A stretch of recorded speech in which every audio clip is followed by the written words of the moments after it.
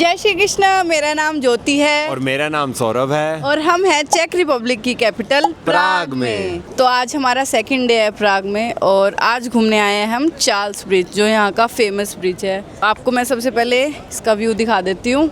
जो ये आपको सामने दिखाई दे रहा है, ये इसका फर्स्ट व्यू पॉइंट है और इसके बीच में हम लोग जाएंगे जो मेन ब्रिज है। अभी शाम के 5:30 बज रहे हैं और कल मौसम थोड़ा गर्म हो गया था। कल के मुकाबले आज थोड़ा सा ठंडा है, बट हम सुबह से बाहर नहीं निकले थे तो हमने तो गर्मियों के कपड़े पहन लिए, लेकिन उतनी भी ठंडी नहीं लग रही है, ठीक लग रहा है, मतलब काम चल जाएगा। अब जा रहे हैं हम ब्रिज के ऊपर और वैसे इसका ये गेट देख लो कितना ज़्यादा बड़ा बना रखा है इन्होंने। और ये जो है प्राग का सबसे पुराना ब्रिज भी है। यहाँ पर लाइव परफॉर्मेंसेस होते रहते हैं, तो यहाँ पर अभी एक बंदा मटका बजा रहा है।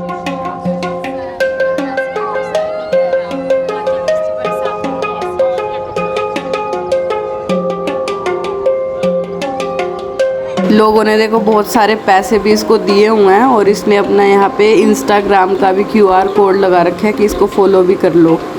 और यहाँ पे बहुत सारे लोग लाइव पेंटिंग भी कर रहे हैं। ऐसा लग रहा है कि ये कोई कार्टून कैरेक्टर बना रही हो, लेकिन इसके सामने रियल ह्यूमंस खड़े हुए हैं, उनकी फ़ोटो बना रही है ये। अब कितना जस्टिस कर रही है आप ही बताओ। और इसी के बगल में बैठा हुआ एक और बंदा, इसके पास खैर कोई अभी बनाने के लिए है नहीं, अभी बस अपनी पेंसिल ही घिस रहा है, लेकिन इसने भी कार्टून फॉर्म में ही बना रखे हैं सारे कैरेक्टर। उसी के बगल में एक और बना रहा है, लेकिन ये तो काफ़ी ज़्यादा अच्छी बना रहा है, सेम ही लगभग बना दिया इसने। और ये सारे के सारे ना लाइन के साथ बैठे हुए हैं और यहाँ पे लोग बनवा भी रहे हैं। यहाँ पे सारे आर्टिस्ट हैं, लेकिन अपने अपने स्टाइल से पेंटिंग बना रहे हैं सबकी।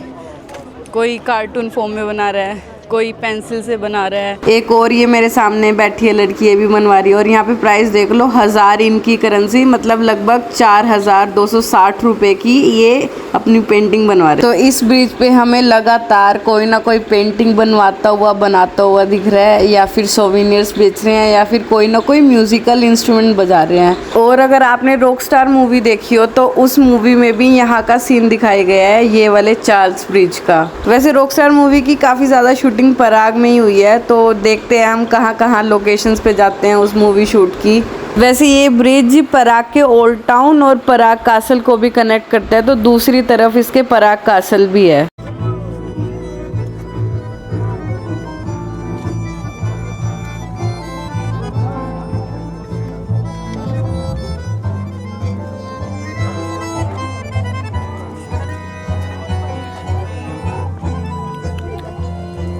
इस ब्रिज पे ना बहुत सारे स्टैचूज बने हुए हैं, मतलब सामने अगल बगल, वो बहुत पुराने टाइम के। तो ये 13th सेंचुरी में बना था, मतलब बहुत पुराना ही ब्रिज है, काफ़ी मेंटेन किया हुआ है इन्होंने। इसके नीचे एक रिवर है, पहले मैं आपको रिवर दिखाती हूँ। ये है ब्रिज और ये रिवर, इस रिवर का नाम है वल्तावा रिवर। और ये सुंदर कितनी ज़्यादा लग रही है इस ब्रिज से। ये रिवर चेक रिपब्लिक की सबसे लार्जेस्ट रिवर है, लगभग 450 किलोमीटर, और जो हमारी गंगा से 1/4 लगभग है। गंगा 2550 किलोमीटर लगभग है। तो मैं रेफरेंस देने के लिए बस बता रही थी कि मतलब यहाँ की, इस कंट्री की सबसे लार्जेस्ट रिवर है, बट वैसे छोटी ही है। लोग यहाँ पे जनरली सनसेट का व्यू लेने आते हैं, रात में बहुत ज़्यादा अच्छा हो जाता है ये। हम कल रात आए थे बट शूट नहीं किया, तो दोबारा से आए हैं ताकि दिन का भी व्यू ले लें। और यहाँ पे लाइट वाइट पूरा जली हुई थी और लोग बोटिंग भी कर रहे हैं, और यहाँ पे क्रूज़ भी चल रहे हैं, तो क्रूज़ में भी जा सकते हैं और बोटिंग भी कर सकते हैं। ये देखो येलो कलर की जो छोटी छोटी बोट दिख रही है, उसमें तो लोग ना 1-2 जने आके बोटिंग कर रहे हैं, और इधर क्रूज़ भी है, तो वो क्रूज़ में भी जा रहे हैं। हम नहीं जाने वाले हैं क्रूज़ में, क्योंकि हम पहले ही एम्स्टर्डम में क्रूज़ टूर ले चुके हैं, तो इसलिए हम यहाँ पे नहीं लेंगे। अदरवाइज़ ये भी एक अच्छा ऑप्शन है यहाँ पे घूमने का।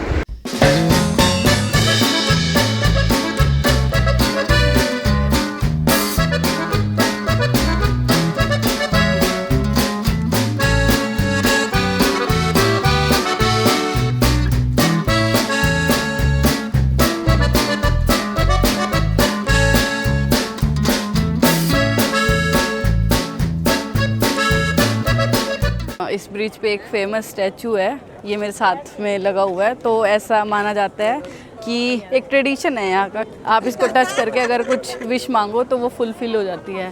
तो मैं भी एक विश कर लेती हूँ, क्या पता पूरी हो जाए।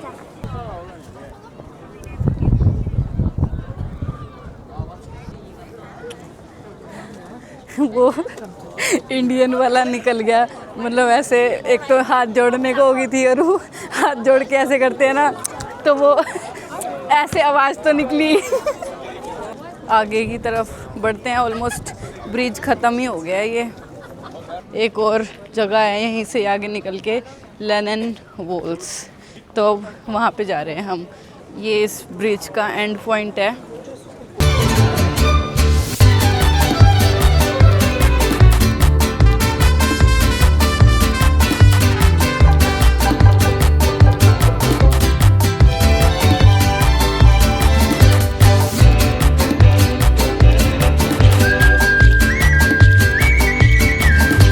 अब ब्रिज के दूसरी तरफ आ गए हैं और यहाँ पे एक मार्केट जैसा कुछ है एरिया ये, और यहाँ पे है देखो डक बुटीक। डक का भी बुटीक होता है, जो खेलने वाली डक होती है ना उसका। तो यहाँ पे ना सोविनियर शॉप होती है। ये यूरोप में काफ़ी सारे सिटीज़ में ये डक काफ़ी फेमस है ऐसे ही, तो लोग सोविनियर के रूप में लेके जाते हैं। तो अलग अलग टाइप की मिलती है यहाँ पे। और ये जो एरिया है ना, यहाँ पे अलग अलग बिल्डिंग्स, और ये इनकी रोड बड़ी फेमस है, जो ये इनकी पत्थर की ये बनी हुई है। ये बहुत पुराने टाइम की है और तब से इन्होंने इसको ऐसे ही रखा हुआ है। कहीं भी खाने की शॉप से गुजरो तो भूख लगने लग जाती है, मतलब कुछ ऐसा मीठा हो तो खुशबू आ जाती है दूर से ही। अब ये मैंने पहले वाली वीडियो में बताया था, यहाँ पे चिमनी केक बड़ा फेमस है, तो उसी की शॉप है। ये है पराग की ट्रेडिशनल वाली चिमनी केक की शॉप, और इस पे भीड़ देख लो कितनी ज़्यादा लगी हुई है। और हम अंदर चल के देखते हैं। ये ना इन्होंने ड्रेस भी वैसी ही पहन रखी है जो यहाँ पे चलती होगी, और सामने सामने बना रहे हैं एकदम गरम गरम। और बहुत सारे इनके फ्लेवर्स है, और उसके हिसाब से प्राइस भी अलग अलग रहता है। आपको प्लेन करवाना है, न्यूटेला, अलग अलग बहुत सारे मिलते हैं। और इसका प्राइस अपने इंडियन रुपीज़ में 800 रुपये से स्टार्टिंग है। उसमें केक के नाम पे ना आइसक्रीम डालते हैं। अभी वैसे ही ठंड लगने लगी है, सारी हमारी गर्मियों के कपड़ों में सारी हेकड़ी सी निकल गई है, तो आइसक्रीम खाएंगे तो और जाएंगे। तो और ही कुछ ढूंढते हैं खाने का। वो मीठा था ना, तो मेरा थोड़ा सा ज़्यादा मन हो जाता है ऐसे देख के, बट ठीक है, अब भूख लग रही है मुझे। ऐसा नहीं है कि मीठा ही खाना है, कुछ और ट्राई कर लेते हैं। वैसे ना यहाँ जो मुझे मेन डिफरेंस लगा एम्स्टर्डम से, बिल्डिंग थोड़ी मतलब जैसे यूरोपियन पुराने स्टाइल की है, वैसी जो इनकी रोड्स है ना उसमें टाइल वाला डिज़ाइन दिया हुआ है हर जगह पे। गलियाँ, रोड सब इस तरीके से हैं, जो इसको अलग बनाती है। और यहाँ की बिल्डिंग देख के ना ऐसा लगता है कि मूवी का सेट है, कि खाली बस बाहर बाहर से देखने के लिए हैं, लेकिन अंदर से भी ये एक्चुअली में ही इतनी ज़्यादा सुंदर और बड़ी बड़ी होती हैं। सारी बिल्डिंग्स ही इतनी बड़ी हैं, इनमें घर भी होते हैं, रेस्टोरेंट भी होते हैं, और हमारा एयरबीएनबी भी ऐसा ही है कुछ। तो हम पहुंच गए हैं लिनन वॉल।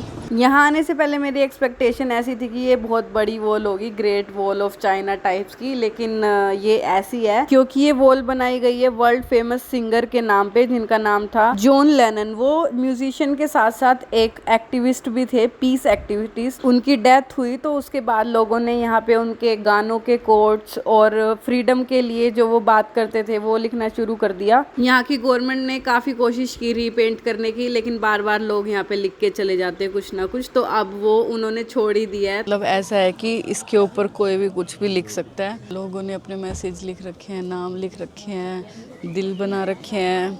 वो जैसे हमारे उधर भी ये काम होता है, बट वहाँ पे वो पत्थर से खुरच के कर देते हैं। यहाँ पे एक दीवार एक उन्होंने बना दी है सेपरेट, कि जो करना है इस पे कर लो।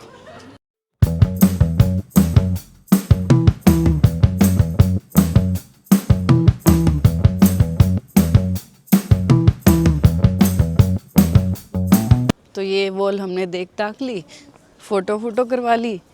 अभी लग रही है मुझे बहुत तेज़ों की भूख, तो हमें जल्दी से ढूंढना पड़ेगा खाने का कुछ। अभी घर पहुंचने में तो देर है, हम बाहर लेट से ही निकले हैं।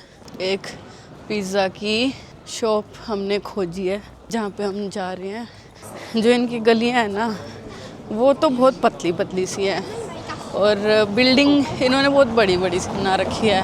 अब ये देख लो कितनी पतली सी गली है, इसमें से एक ही गाड़ी निकल रही है और यहाँ से सामने से बिल्डिंग देख लो आप, इन्होंने जो इतनी बड़ी बड़ी बना रखी है। ये तो इन्होंने कमाल ही कर रहा है। और इन्हीं के बीच में से ना इनकी ट्रैम भी चलती है, वो सामने से जस्ट अभी गई मेरे बोलने पे। जैसे ये वाली पतली गली है इसमें से तो नहीं जा रही लेकिन जाती है इनमें से भी। और यहाँ की ट्रैम ना बहुत ज़्यादा तेज़ चलती है, तो मतलब एकदम ऐसे लगता है कि ऊपर ही चढ़ जाएगी, सच में इतनी ज़्यादा तेज़ चलती है। और ऊपर से ना जो इनका रोड है वो बिल्कुल पत्थर वाला है तो और ही डर लगता है। लेकिन इतने पुराने जो ये पत्थर लगा रखे हैं उसमें भी इन्होंने ऐसी टेक्नोलॉजी बना रखी है कि ट्रैम इसी पे ही चलवा दी। ट्रैफिक कम है तो यहाँ पे मतलब मज़ा तो आता है नॉर्मली वॉक करने में भी, और व्यू दिखते हैं सुंदर सुंदर तो चला भी जाता है, तो खूब मज़ा आ रहा है चलने में भी। बस ये है कि थोड़ी सी हमें ठंड लग रही है, बाकी और कोई दिक्कत नहीं लग रही। सारा पराग हम ऐसे ही पैदल पैदल चलते चलते घूम रहे हैं और हम अपनी लोकेशन पे भी पहुंचने ही वाले हैं। ये रेस्टोरेंट और कैफ़े की शुरुआत हो चुकी है, इसी लाइन में आगे जाके हमारी भी शॉप है जो हमने पिज़्ज़ा खाने का डिसाइड किया है। पिज़्ज़ा की शॉप आ गई है, सैन कार्लोस पिज़्ज़ा। तो चलते हैं इस पे। इसी रेस्टोरेंट पे हम इसलिए आए क्योंकि इसकी काफ़ी अच्छी रेटिंग थी। वैसे बाहर भी बैठ के खा सकते हैं लेकिन हमें ठंड लग रही है ऑलरेडी, तो हम अंदर जा रहे हैं बैठने के लिए। Excuse me, hi. Table for two. Table for two. Do you like this one, guys? Yeah, it's One super. Welcome. okay. Thank you. No problem. ये देख लो अंदर से भी इस रेस्टोरेंट का लुक।